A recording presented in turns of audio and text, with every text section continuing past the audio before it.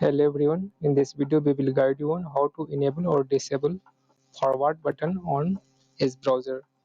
Edge is default browser on Windows 11 and 10, and you can see there is no forward button by default available.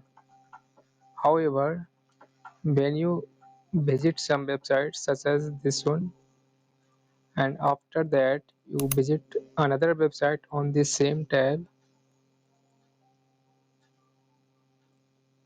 here you can go back, and if you want you can go forward.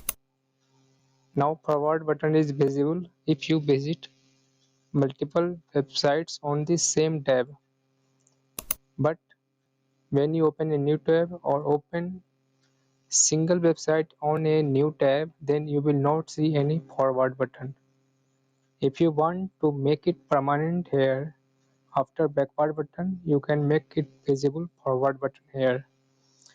It is quite simple. What you have to do is that click on this menu, settings and more, and then click on settings option.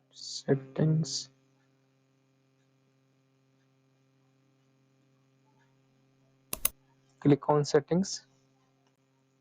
Here click on appearance, then on the right scroll down to customize toolbar section, and then come here, select which button to show on the toolbar. Here you will find forward button. Here use the drop down and select always show option.